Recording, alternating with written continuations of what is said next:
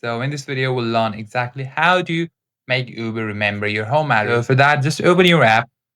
We can always save our address or any address where we often go, like it could be our work or any place that we love to visit, or even home that we visit regularly. So for that, go to your account section and go to settings.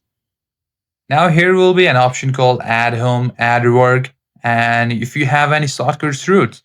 So what you want to do is if you want to add home, tap on add home. Now set location on a map. So just select where you have your home address after you pick, and you can just tap on done and it will save it as your home address. You can also name it here.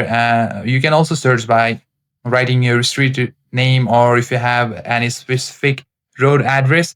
So the more you are specific, the exact location it's gonna be. So always make sure you have the exact location so you never miss by any mile.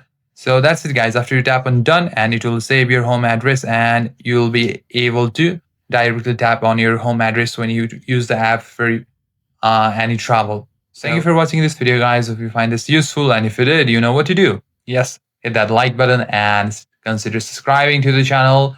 I'll see you in the next one.